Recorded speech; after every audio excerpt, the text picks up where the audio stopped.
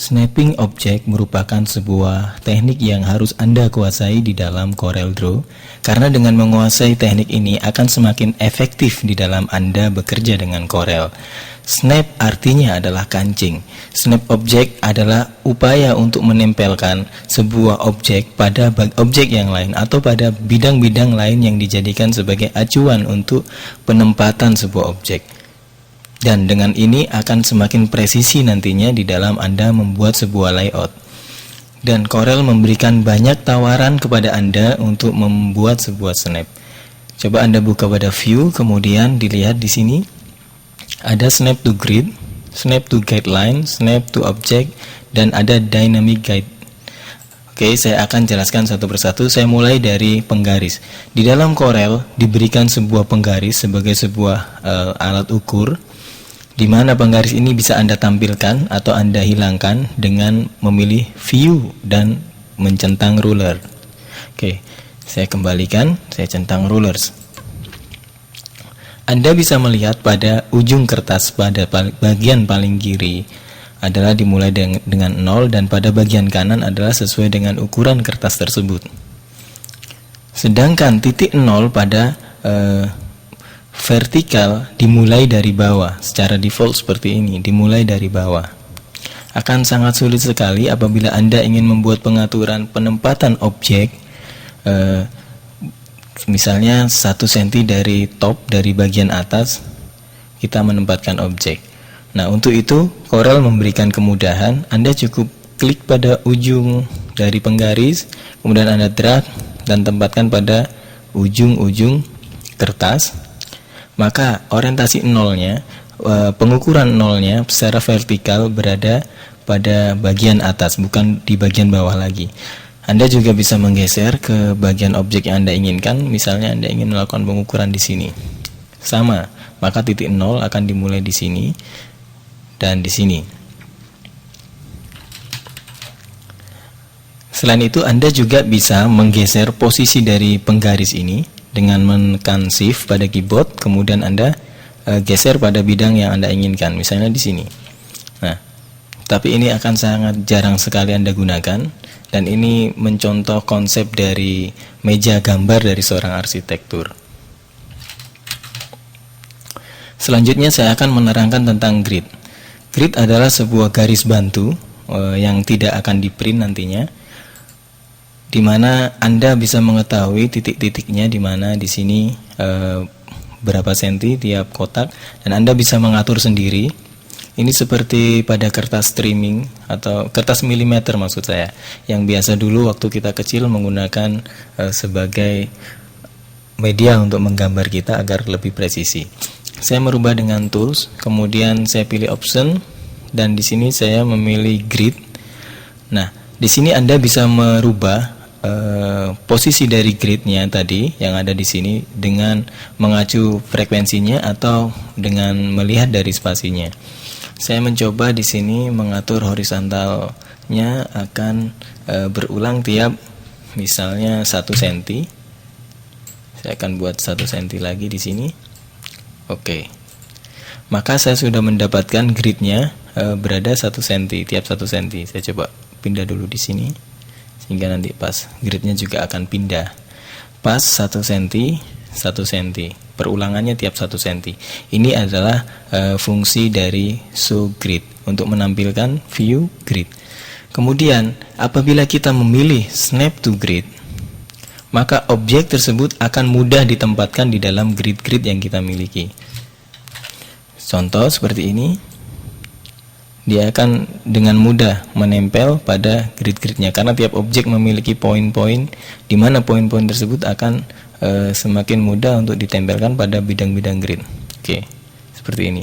Dan dia akan menempel secara cepat, seperti Anda akan terasa seperti ada besi sembrani atau besi magnetnya. Contoh sekarang saya coba lagi di sini pada objek ini.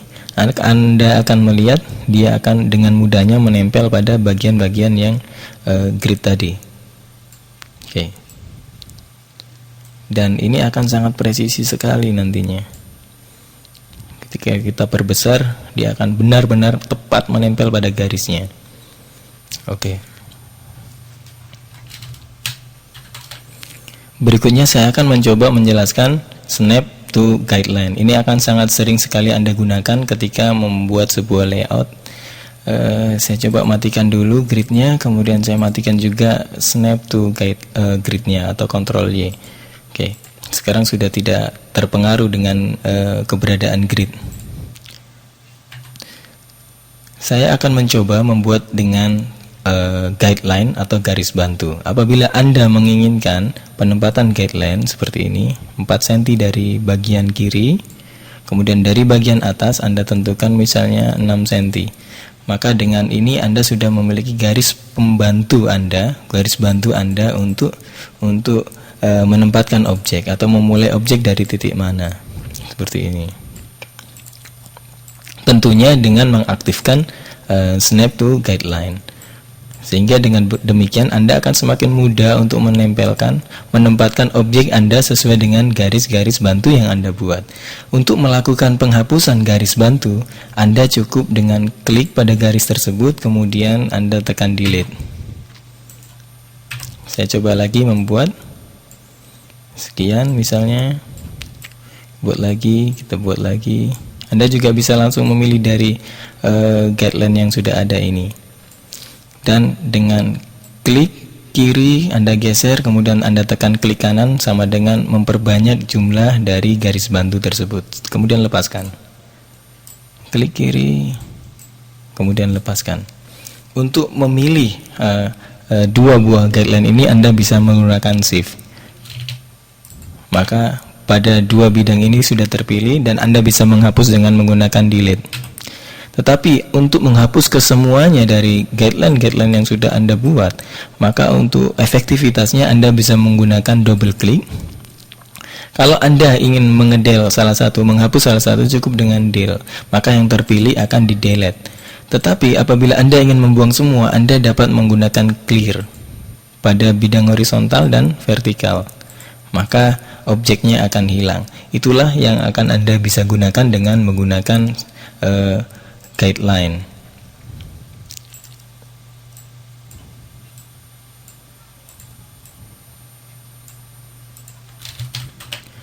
Berikutnya saya akan mencoba menerangkan kepada Anda tentang snap object. Apabila saya memiliki dua buah objek seperti ini dan saya ingin tempatkan berdasarkan orientasi objek yang lain, maka saya memilih snap to object, view, kemudian snap to object atau Alt Z. Di sini Anda perlu ketahui bahwa sebuah objek selalu memiliki nodal-nodal di sini, titik-titik, dan kemudian dia punya baseline, garis-garis, dan ada midpoint di dalamnya.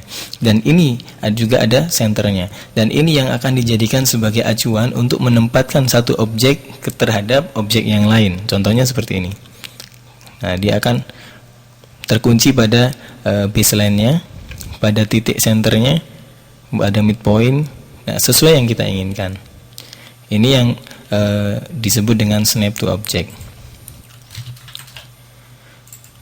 Berikutnya adalah sebuah konsep dynamic guides yang diberikan Corel mulai versi 12, di mana ketika Anda sudah memilih midpoint di sebuah objek dan Anda memilih di situ ada poin-poinnya, misalnya Anda pilih di ini, klik.